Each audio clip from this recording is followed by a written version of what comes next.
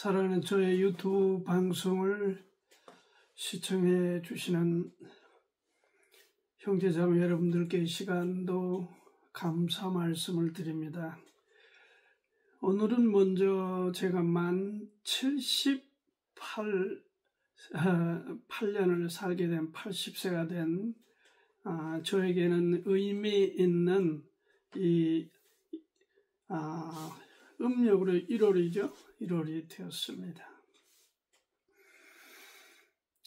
저는 1947년생입니다. 오늘 아침에는 특별히 제 마음에 감사함으로 떠오른 저를 태어나서 또 참 힘차게 생애를 살아가도록 축복해 주시고 격려해 주셨던 저희 어머니와 아버지, 그리고 저의 사랑하는 아내, 17살에 만났습니다. 그리고 26이 결혼해서 오늘까지 61년 세월을 함께 해왔습니다. 참 헌신과 그 수고에 대해서 어떻게 제가 잊어버리겠습니까? 그래서 아내에 대한 항상 저의 마음에 짠한 마음과 감사한 마음을 갖고 있습니다. 그리고 두 아들들도 먼 외국에 있지만은 엄마 아빠에게 스트레스 주지 않고 자기 길을 잘 헤쳐나가고 건실한 인생들을 살아가는 그 축복에 대해서 늘 감사하고, 그래서 제가 오늘 헤아려 보니까 35세 발병이 된 이 당뇨가 오늘 78이 되었으니까 얼마입니까? 43년 동안 어떻게 보면 씨름을 하고 함께 살아왔는데, 여기에는 이렇게 부모님의 사랑, 그리고 아내의 헌신, 아이들이 또 저를 평안하게 해주는 축복, 이러한 결과로 오늘까지 건강한 모습으로 여러분과 함께 유튜브를 통해서 하나님의 말씀으로 교제하고 함께 고민하고 인생의 길을 도모해 갈 수 있는 이러한 장을 허락해 주신 것도 감사드리고, 또 저에게 이러한 기회를 주시는 전능자 우리 주님 앞에 시간도 감사드리면서, 오늘은 이 방주에 관한 말씀을 여러분과 함께 나누고 싶습니다. 2021년 튀르기예, 이전에는 터키라고 그러죠. 이스탄불 대학하고 미국 앤드류스 대학이 연대해서 연구진을 구성하고 조사한 결과로 길이가 157m, 너비가 26m, 높이가 15m 정도의 이 수직 수평 이 부재로 이루어진 나무 화석을 발견한 곳이 성경에서 이 말하는 8장 4절이죠. 7월고 그달 17일에 방주가 아라랏 산에 머물렀더라. 이 아라랏 산이 지금 튀르기예 영역이죠. 아르메니아하고 이란 국경에서 불과 16km 정도 이렇게 떨어지지 않는 이런 곳에 위치하고, 이 주변이 아르메니아, 이란, 시리아, 그리고 튀르기예, 그런데 어떻든 그 영역이 튀르기예로 지금 되어 있는 것으로 보입니다. 이곳에서 이 화석을 발견했는데, 이 화석이 나무 화석으로서 인간 구조물이다. 이게 자연적으로 형성된 게 아니고 인간 구조물이다 해서 사진이 항공에서 촬영을 해서 이렇게 보면은 그 배의 그 모습을 갖추고 있습니다. 이 아라랏 산은 5137m 정도 되는 활화산으로 한 번 이 화산이 폭발했던 게 1800년대에 있었습니다. 아마도 트르키에서는 가장 높은 산으로 이렇게 되는데, 아르메니아와 다툼도 이 산으로 인해서 많이 발생됐던 것으로 전해지고 있습니다. 이 아라랏산 중턱에 걸쳐 있는 이런 어떤 나무 화석이 발견됐다. 이것이 정확하게 노아 때 만들어진 방주인지 아닌지 그거야 증명할 길은 없지만은 어떻든 상당히 유사한 사실에 접근되고 있다. 왜냐하면 이 120년 동안을 하나님이 설계하고 내려주신 오다에 따라서 노아와 가족이 힘써 만들었던 이 방주가 길이가 135m, 높이가 13.5m, 그리고 폭이 22.5m로 여기 성경 하나님의 식양에 따라서 지어진 이 배의 규모를 적시하고 있습니다. 그리고 이 소재는 잣나무로 된, 이게 항공용, 움직이는 용이 아니라 창고용, 뭔가를 저장하기 위해서 지어진 배, 그 목적에 따라서 이 방주, 거대한 배가 제조되었다 하는 것입니다.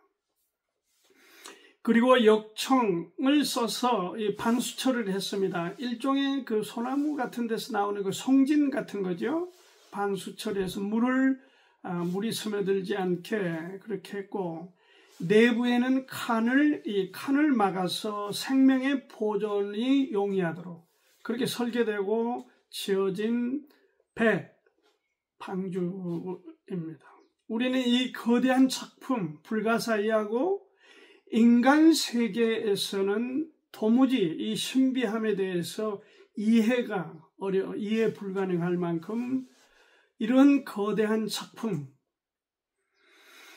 이 작품이 하나님의 뜻에 따라서 지어졌는데, 여러분이 정확하게 이 지어진 목적을 다 알고 계시겠죠. 그러나 오늘 한번 이 목적을 다시 한번 짚어서 방주를 지으신 의도, 하나님의 의도를 아는가, 이런 제목으로 방주에 지어진 목적 3가지를 여러분과 함께 이 시간 조금 구체적으로 나누면서 오늘 이 시대에 살아가는 우리에게는 어떤 가르침이 있고 우리의 인생과 삶에 나아갈 교훈을 주고 있는가 함께 살펴보도록 하겠습니다. 먼저 방주에 지으신 의도, 그 첫째는 죄악으로 가득 찬, 죄악이 창궐한,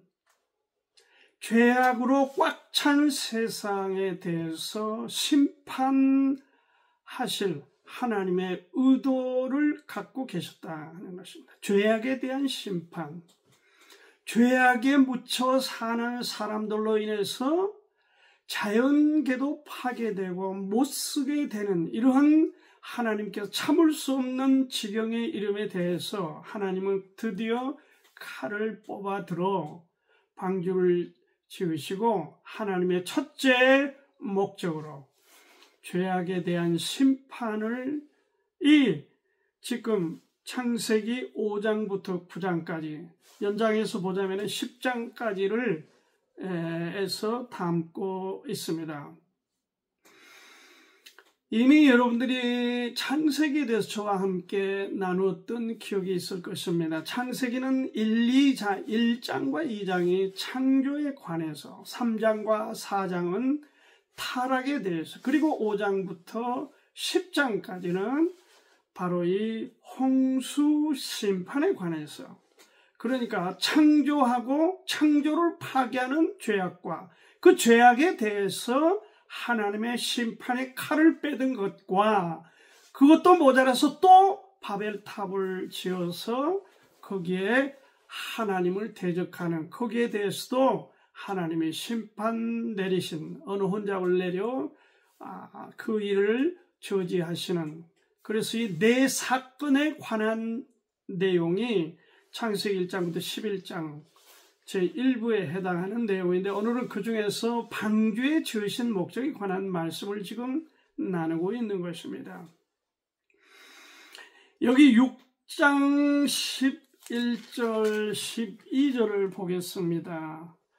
때에 온 땅이 하나님 앞에 폐괴하여 강포가 땅에 충만한지라. 하나님이 보신즉 땅이 폐괴하니 이는 땅에서 모든 혈육 있는 자의 행위가 폐괴함이었더라. 혈육 있는 자라는 게 숨을 쉬고 있는 사람들이 다 폐괴가 뭐죠? 폐괴란 것은 부서지고 무너졌다, 파괴자들이었다는 것이죠. 뭐를? 하나님의 지은 창조 질서, 인간, 사람 스스로도 스스로를 파괴했지만 나아가서 그 소화해내지 못한 자신들의 감정대로, 생각대로 자연계를 아예 파괴하는 그런 짓들을 했다. 그래서 이 단어가 폐괴입니다. 그리고 강포는 무엇입니까? 우악스럽고 포악하다. 사람들이 죄악 가운데서 난폭하고 아주 포악한 짓거리를 거침없이 하고 있다. 이에 하나님께서 칼을 빼들고 심판하기로 결심하신 것입니다. 하나님이 노아에게 이르시되 모든 혈육 있는 자의 강포가 땅에 가득함으로 그 끝날이 내 앞에 이르렀으니 내가 그들을 땅과 함께 멸하리라. 땅을 멸하시겠다. 땅이라고 여기서 말할 때 그 죄악에서 폐괴하고 강포한 사람들을 중심으로 지금 하나님께서 말씀을 하신 것입니다. 오염된 기식 있는 모든 생명체를 땅과 함께 쓸어버리겠다. 그 얘기입니다. 하나님이 보시기에 역겹고 감당할 수가 없을 만큼 사람들의 죄악이 관영하니까, 꽉 차니까 하나님께서 드디어 결단하셨다. 오늘 우리 주변을 좀 봅니다. 역사가 지금 엄청나게 많이 흘렀죠. 수천 년의 역사가, 6,000년? 수천 년의 역사가 이렇게 흘렀지만 사람들이 죄악에 대해서 진화되었으면 되었지, 더 팽배해지고 더 악해지고 더 강포해지고 더 폐괴했으면 했지, 나아지질 않는다. 디모데전서 그 원인을 한 바울 서신 디모데전서 4장 보겠습니다. 1절 2절 봅니다. 그러나 성령이 밝히 말씀하시기를 후일에 어떤 사람들이 믿음에서 떠나 미혹해 하는 영과 귀신의 가르침을 좇으니라 하셨으니 자기 양심이 화인 맞아서 외식함으로 거짓말하는 자들아. 양심이 화인을 맞았다. 인간의 양심이 망가져 버렸다. 영어로 보니까 serve as with a hot iron.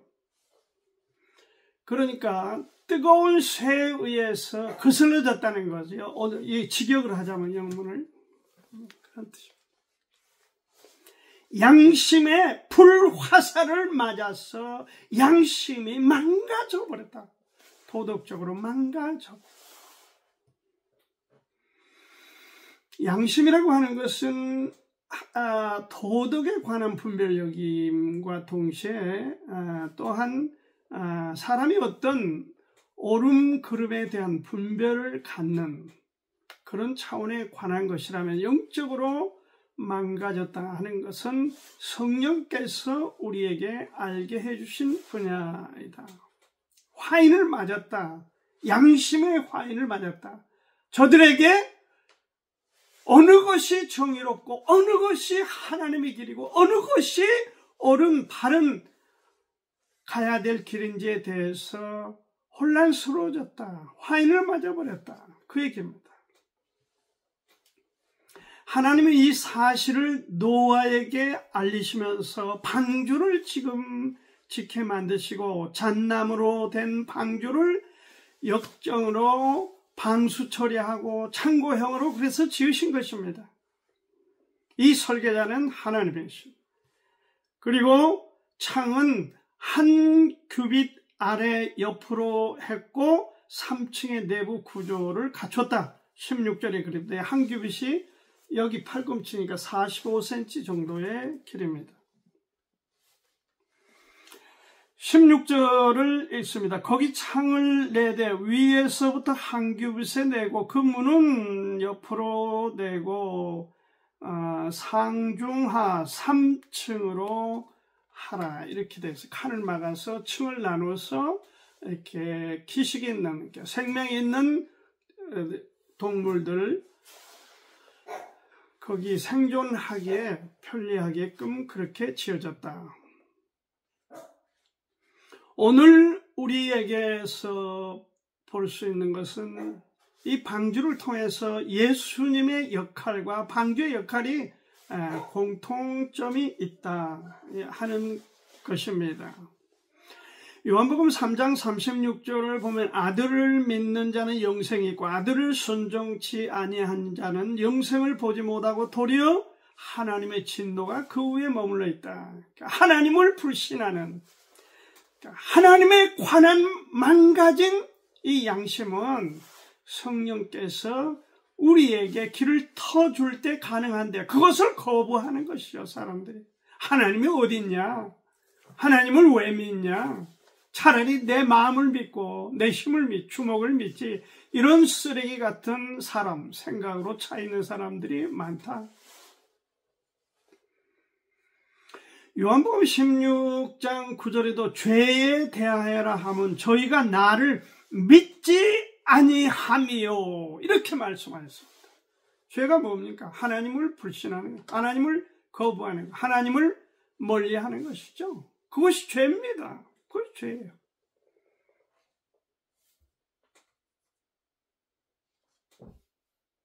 도덕적인 죄는 양심, 영적인 죄는 성령이 깨닫게 하는데 망가져버리면 죽도 아니고 밥도 아니게 되는 것이죠. 하나님께서는 여러 모양으로 심판을 하셨습니다. 자기 백성들이 우상 숭배하고 죄에 빠져 있을 때는 이방 군대를 통해서 심판도 하셨지만 여기 노아 때는 드디어 하나님께서 방주를 지게 하시고 물로 심판하여 세상을 폐괴한 세상을 쓸어버리기로 작정을 하신 것입니다. 하나님께서 분노의 칼을 빼 드실 때는 거기에 맞는 그와 같은 사람들 또는 자연계 어떤 심판이 가해졌습니다. 요즘에 제가 이 우리나라 현재 돌아가는 모습들을 보면서 이 노아의 방주 이 생각을 지울 수가 없었습니다. 지금 악한 사람들을 골라내는 과정이다. 저는 그렇게 보고 있거든요.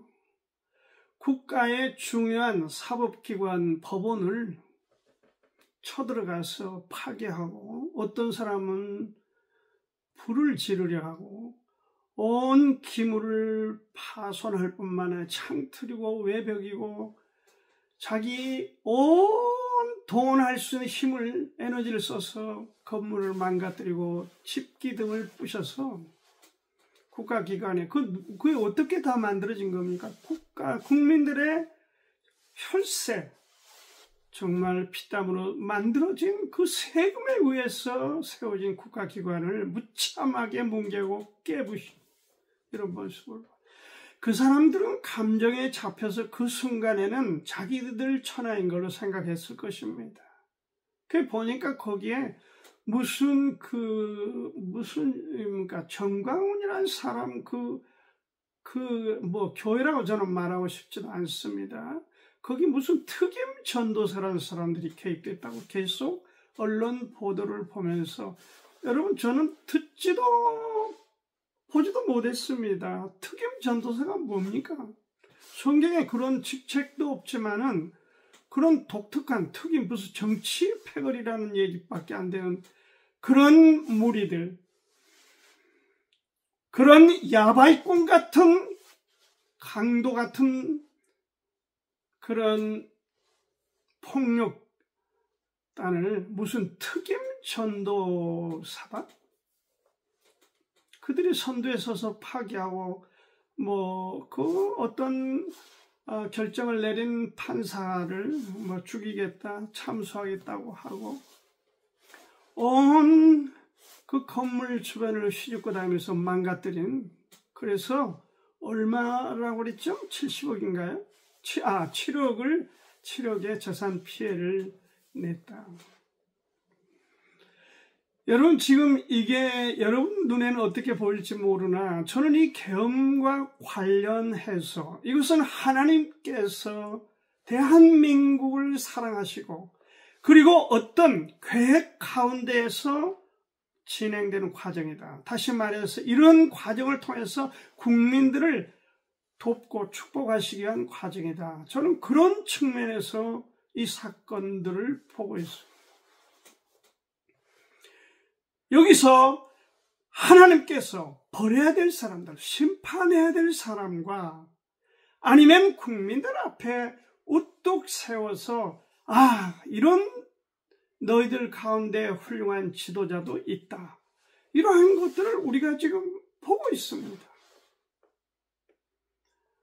성경적으로 보면 악인과 의인, 죄인과 의인을 보듯이 지금 우리 국민들 편에서도 범죄자들과 거기에 대항하는 바른 사람들을 보고 있는 것입니다. 어떤 일이 발생한다는 것은 하나님 편에서 특히 어떤 사건, 심판에 관한 것들을 일으키실 때는 반드시 거기에는 하나님의 목적이 있는데, 하나님의 이 노아 방주에 관하여 이 120년 땅을 지켜 만든 그 하나님의 의도는 그걸 통해서 폐기하고 강포한 세상을 심판하고 쓸어내기 위한 그런 첫째 목적을 갖고 있었다 하는 것을 보면서 우리 지금 현 상황에서도 하나의 참고할 수 있는 중요한 현상이다. 이렇게 말씀을 드리고 싶습니다. 마틴 루터는 말하기를 지옥을 알거나 보면 전도자가 되지 않을 사람은 아무도 없다. 그랬어요. 여러분 지금 우리가 이 정말 마치 어떤 생지옥과 같은 그런 끔찍한 사건들을 일들을 저지른 사람들을 대하면서 그런 하나님께서 가해지는 어떤 악행들에 관해서 결국은 심판을 받는다 하는 것을, 그들이 지금 경찰입니까? 검찰입니까? 수배되어서 벌벌 떨면서 감옥에서 이런저런 그런 모습들을 우리가 보면서 참 한심스럽다. 어떻게 인생을 저렇게 낭비하고 하나님의 이름이라 목사란 사람이 이렇게 하고 있는가, 가슴이 아프고 정말 저려옵니다. 하나님께서 노아의 방주를 짓게 하신 첫째 목적은 세상에 대한 심판, 죄인에 대한 심판, 그것이었다 하는 것을 이 시간에 먼저 말씀을 드리며, 두 번째로 이 하나님께서 이 방주를 지으신 의도 중에는 의인들을 구해내기 위해서, 구하시기 위해서 그렇게 하셨다. 하나님은 자녀들에 대한 구체적인 계획을 갖고 계셨습니다. 여기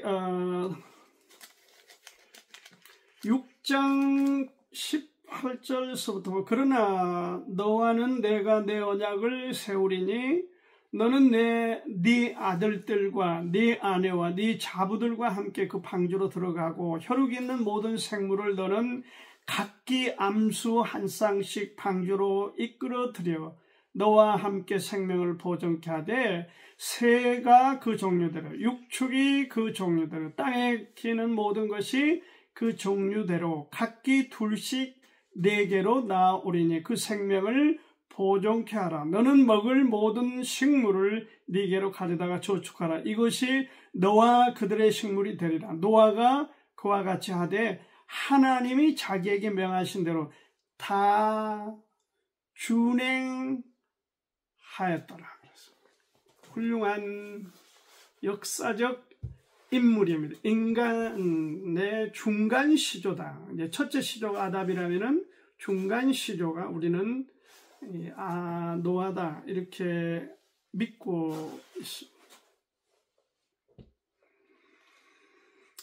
노아의 중간 시조로서 하나님과의 언약은 모든 그의 자손들에게도 유효했습니다. 노아는 가족의 먹을 것 그리고 제사 드릴 것 그러한 모든 것들을 여기 21절 말씀을 보니까 준비하도록 하나님의 오다를 받고 그렇게 준행했다. 노아는 하나님의 말씀에 전적으로 순종했다. 히브리서 11장 7절 보니까 믿음으로 노아는 아직 보지 못하는 일에 경고하심을 받아 경외함으로 방주를 예비하여 그 집을 구원하였으니 이로 말미암아 세상을 정죄하고 믿음을 좇는 의의 후사가 되었다. 하나님의 말씀에 순종하는 것이 무엇인가? 어떤 것이 순종이냐? 그것을 노아를 통해서 우리에게 정확하게 제시해주고 있습니다. 그 하나님의 제시된 식양대로, 방식대로 그 오다에 따라서 순종하였더라. 그렇게 됐어요.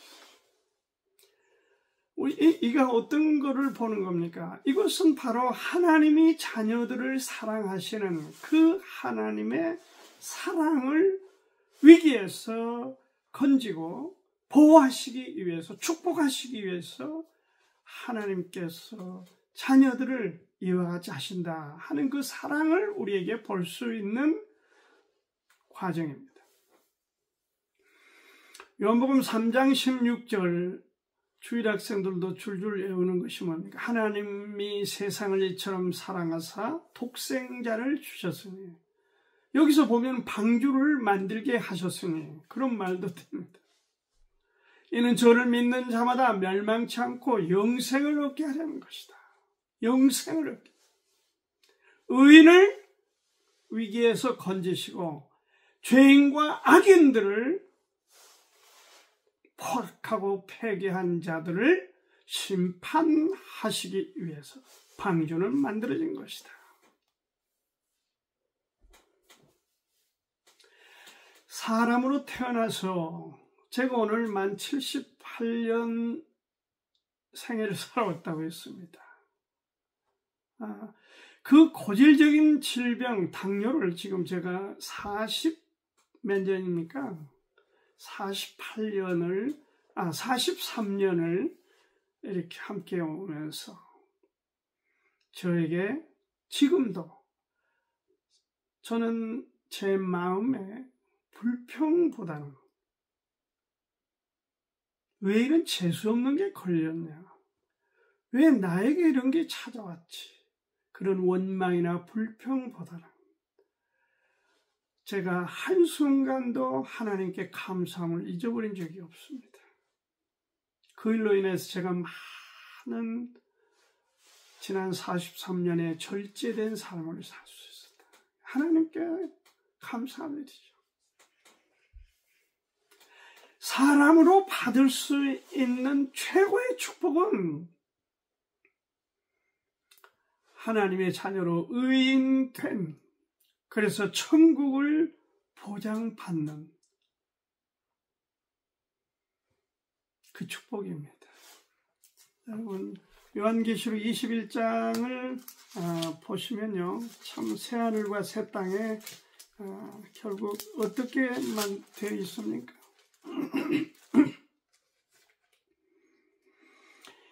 내가 새하늘과 새 땅을 보니 처음 하늘과 처음 땅이 없어졌고 바다도 다시 있지 아니하더라. 좀 생략하고, 이렇게 모든 눈물을 그 눈에서 씻기심에 다시 사망이 없고 애통하는 것이나 곡하는 것이나 아픈 것이 다시 있지 아니하리니 처음 것들이 다 지나갔음이라. 7절에 보면은 이기는 자는 이것들을 유업으로 얻으리라. 나는 저의 하나님이 되고 그는 내 아들이 되리라. 이보다 더 큰 축복이 어디 있습니까, 여러분? 성경을 들고 사는 그리스도인들이요, 이보다 더 큰 축복이 우리에게 어디 있습니까? 그러나 21장 8절을 우리가 주목해 볼 것은, 그러나 두려워하는 자들과 믿지 않은 자들과 흉악한 자들과 살인자들과 행음자들과 술객들과 우상 숭배자들과 모든 거짓말하는 자들은 불과 유황으로 타는 못에 참여하리니 이것이 둘째 사망이더라. 불신자들의 최후를 우리가 보게 되는 것입니다.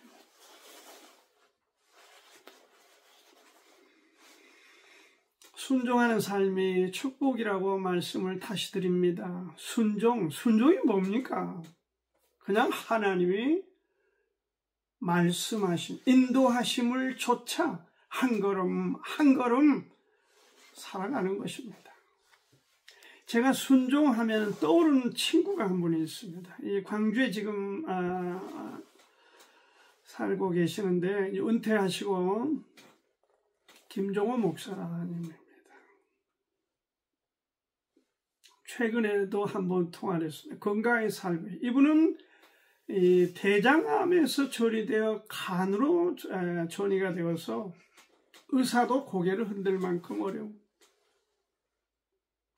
그런데 그 의사 선생님이 한번 시도를 해보겠습니다. 그래서 수술을 해서 결국은 극복을 하고 지금 건강하게 건강하게 활동하고 있습니다. 얼마 전에 필리핀도 몇 달 동안 6개월인가요? 3개월인가 다녀오시기도 했습니다. 제가 그분을 보면서 이것이 순종이야, 그걸 본 겁니다. 그분은 하나님의 말씀에 대한 전폭적인 그런 수용, 신뢰, 그리고 순종의 자세를 갖고 있는 분입니다. 하나님께서 자기에게 훌륭한 의사를 붙여주셨다, 그걸 믿었어요. 왜냐하면 그 의사도 크리스찬이었어요. 네, 원자력 병원 의사. 그 의사가 우리 친구 김 목사님에게 어떤 얘기를 하는 것, 그 한 가지를 마치 하나님 말씀을 듣고 실행하듯이 그렇게 하는 것을 제가 매일 거의 병원에 다니면서 그를 돌보면서 보았습니다.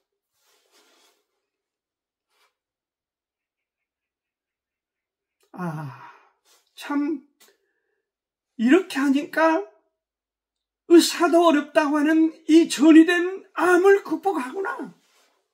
결국 이겨냈어요. 지금 7년인가 세월이 지났는데 건강히 살고 있어요. 그는 수술을 마치고 이틀인가 3일 후에 그 링겔을 몇 개를 꽂고 그 상태에서 그 환우들에게 하나님의 말씀을 전했습니다. 왜냐하면 환우들이 목사님이 입원해 있다니까 초청을 해서 거기 함께 말씀을 나누고, 그 말하기 어려운 그 상황에서도 하나님께서 자기를 쓰신다, 100% 순종하는 그 자세를 갖고 투병하여 결국 극복한 그 모습을 제가 보았습니다. 그게 바로 순종이다. 제가 이렇게 여러분들에게도 말씀을 드립니다. 아닙니다. 다른 분들이 다 그런 거 아닙니다. 몇 년 동안 제 친구들이 그냥 6, 7명이 암으로 쓰러지고 갔습니다. 그러나 어떤 친구들을 보면 저분은 평소에 믿음이 있는 것 같았더니 아니네, 이런 제가 실망스러운 분도 있었어요. 어떤 친구는 자기 어머니 묘를 사진을 찍어서 가져오라 해가지고 자기 머리맡에 그걸 놔두는 그런 친구도 있었어. 그건 죽겠다는 거예요. 죽음을 대비하는 그런 모습으로 저에게는 비쳤어. 그러나 하나님의 말씀에 순종하는 사람들은 주변에 예민합니다. 그리고 자기와 관계된 사람들 그 어떤 반응에 대해서도 예민합니다. 그래서 하나님이 하시는가? 거기에 따라서 행동을 결정하고 목표를 정하고 나아가고 그렇게 해야 한다 하는 것을 말씀을 드립니다. 시간 관계로 한 가지만 더 짧게 말씀드리겠습니다. 방주를 지으신 의도, 그 세 번째는 하나님께 드릴 재물을 보존하기 위해서 하는 겁니다. 의도하셨습니다. 여기 지금 7장 1절부터 말씀하고 있습니다. 자신이 하나님께서 자신이 받으실 재물을 준비케 하신 겁니다. 그 재물, 정결한 짐승은 암수 7실, 그리고 부정한 짐승은 인간들, 그러니까 노아의 가족들의 식용으로 각각 2쌍씩, 그렇게 공중의 새도 7을 취하게 하고 온 지면에 그렇게 유정케 만들었습니다. 노아는 그대로 했습니다. 철저한 믿음의 사람이고 순종의 사람입니다. 하나님께 드리는 헌신은 하나님이 주신 것을 드리는 거예요. 내가 만들어서 내가 일해서 받은 돈, 그거 개념은 아닙니다. 하나님이 내게 건강 주시고 환경적으로 인도하시고 여러 모양으로 축복하신 그 결과로 하나님이 주셨다 믿기 때문에 그것을 하나님께 드릴 거예요. 하나님께 헌신은 하나님이 주신 것을 드리는 것입니다. 내 것을 준다는 생각 때문에 그게 아깝고 인색하고 마치 무슨 거지에게 주는 것처럼 그렇게 하나님께도 째째하고 치사하게 하는 사람들이 있지만 하나님이 주신 거니까 당연히 하나님께 돌려드린다. 이런 자세를 갖는 사람은 순종할 수밖에 없습니다. 이처럼 성도는 오늘 크리스찬들은 예배자로 바르게 하나님 앞에 드려야 된다. 구원의 목적은 하나님께서 우리를 예배자로 받으시기 위함이다. 동물에는 예배가 없습니다. 그래서 그런 의미에서 진화론은 잘못된 겁니다. 원숭이가 무슨 종교심이 있습니까? 예배가 있습니까? 원숭이가 무슨 강아지가 여러분 예배 하나님을 경외하는 그런 마음이 있어요? 참 유치한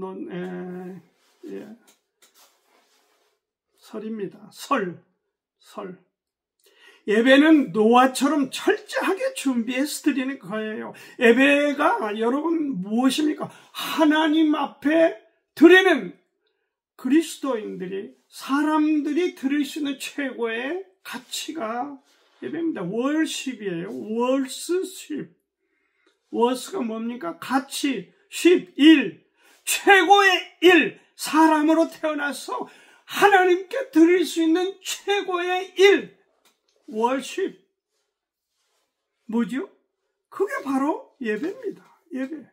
노아처럼 그렇게 해야 됩니다.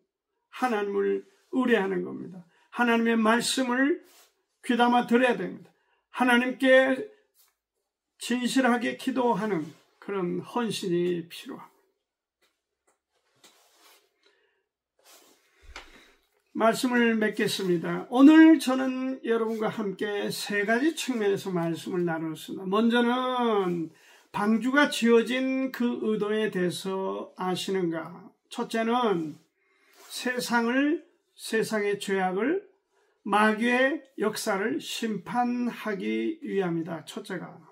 둘째는 의인들을 건져 구원해서 하나님께 예배하도록 하기 위함이다. 셋째는 하나님께 드릴 예물, 재물을 준비하기 위하여 노아의 방주를 지으셨다. 짓게 하셨다. 그러므로 오늘 우리가 이 하나님의 의도를 바르게 깨닫기를 바랍니다. 감사합니다.